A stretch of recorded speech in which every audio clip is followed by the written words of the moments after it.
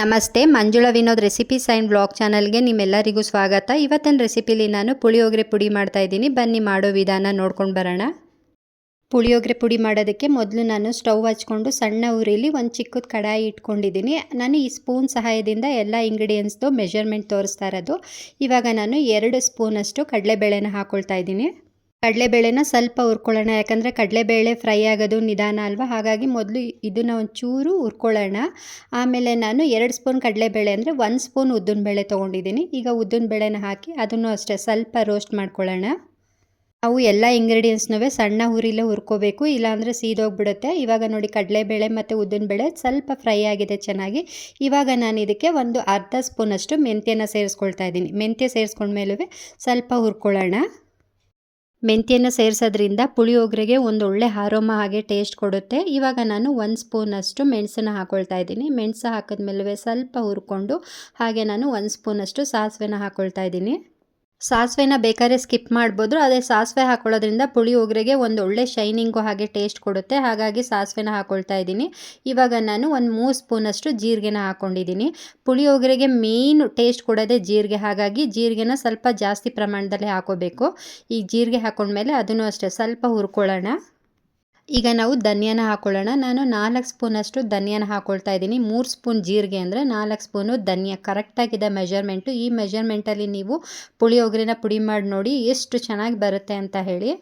ಧನಿಯಾ ಹಾಕಿದ್ಮೇಲೆ ಅದನ್ನು ಅಷ್ಟೇ ಚೆನ್ನಾಗಿ ಹುರ್ಕೊಂಡು ನಾವು ಸ್ವಲ್ಪ ಕರ್ಬೇವಿನ ಸೊಪ್ಪನ್ನ ಹಾಕ್ಕೊಳ್ಳೋಣ. ಕರ್ಬೇವಿನ ಸೊಪ್ಪು ನೀವು ಎಷ್ಟು ಬೇಕಾದ್ರೂ ಹಾಕೋಬೋದು, ಟೇಸ್ಟ್ ಚೆನ್ನಾಗೇ ಬರುತ್ತೆ.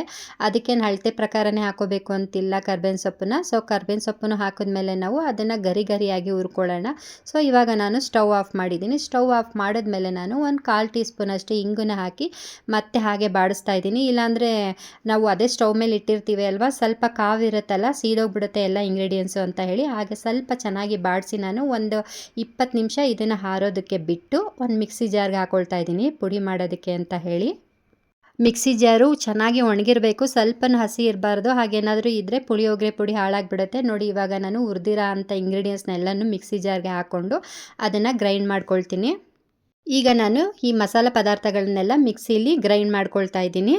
ನೋಡಿ, ಇಷ್ಟು ನುಣ್ಣಗೆ ಗ್ರೈಂಡ್ ಆಗಬೇಕು.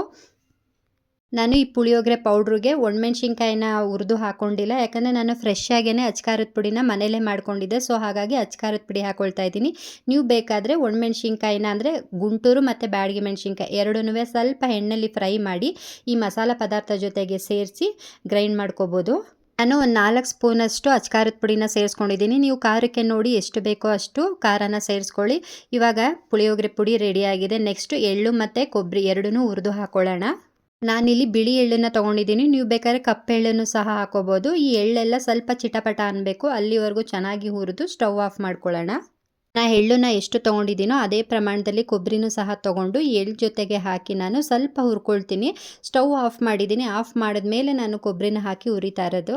ಈಗ ನಾವು ಎಳ್ಳು ಮತ್ತು ಕೊಬ್ಬರಿನ ಒಂದು 10 ನಿಮಿಷ ಹಾರೋದಕ್ಕೆ ಬಿಟ್ಟು ಇದನ್ನು ಪುಳಿಯೋಗರೆ ಪುಡಿ ಜೊತೆ ಹಾಕಿ ನಾವು ಮಿಕ್ಸಿಲಿ ಒಂದು ಸಲ ತಿರುಗಿಸ್ಕೊಳ್ಳೋಣ ಅಷ್ಟೇನೆ. ತುಂಬ ನುಣ್ಣಗಾಗಬಾರ್ದು ಎಳ್ಳು ಮತ್ತು ಕೊಬ್ಬರಿ ಎಲ್ಲನೂ, ಅದು ಪುಳಿಯೋಗರೆ ಪುಡಿಲಿ ಕಾಣಿಸ್ತಾ ಇರಬೇಕು, ಆ ಥರ ನಾವು ಗ್ರೈಂಡ್ ಮಾಡ್ಕೋಬೇಕು. ಮತ್ತು ಇನ್ನೊಂದು ಏನಂತಂದರೆ, ನಾನು ಪುಳಿಯೋಗರೆ ಪುಡಿ ಮಾಡಬೇಕಾದ್ರೆ ಅರಿಶಿನ ಸೇರಿಸಿಲ್ಲ, ಯಾಕಂದರೆ ಪುಳಿಯೋಗರೆ ಮಾಡಬೇಕಾದ್ರೇ ನಾನು ಅರಿಶಿನ ಹಾಕ್ತೀನಿ. ಹಾಗಾಗಿ ಸೊ ನೀವು ಬೇಕಾದ್ರೆ ಸ್ವಲ್ಪ ಅರಿಶಿನ ಆ್ಯಡ್ ಮಾಡ್ಕೋಬೋದು. ಇದನ್ನು ಹೇಳೋದು ಮರ್ತಿದ್ದೆ, ಸೊ ಹಾಗಾಗಿ ಇವಾಗ ಹೇಳ್ತಾ ಇದ್ದೀನಿ. ನೋಡಿ, ಇವಾಗ ಪುಳಿಯೋಗರೆ ಪುಡಿ ರೆಡಿಯಾಗಿದೆ. ಪುಳಿಯೋಗರೆ ಪುಡಿನ ಒಂದು 20 ನಿಮಿಷ ಇಲ್ಲ ಅರ್ಧ ಗಂಟೆ ಟೈಮು ಚೆನ್ನಾಗಿ ಆರೋದಕ್ಕೆ ಬಿಡಬೇಕು.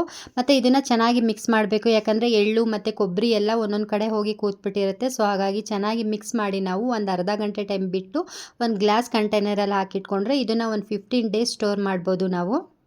ಈ ಪುಳಿಯೋಗರೆ ಪುಡಿನ ನಾವು ಪುಳಿಯೋಗರೆ ಮತ್ತು ಗೊಜ್ಜವಲಕ್ಕಿಗೆ ಹಾಗೆ ಕೊಬ್ಬರಿ ಮತ್ತು ಎಳ್ಳನ್ನು ಸೇರಿಸ್ತೇನೆ ನಾವು ಬರೀ ಪುಡಿನ ತಿಳಿಸಾರಿಗೂ ಸಹ ಯೂಸ್ ಮಾಡ್ಬೋದು.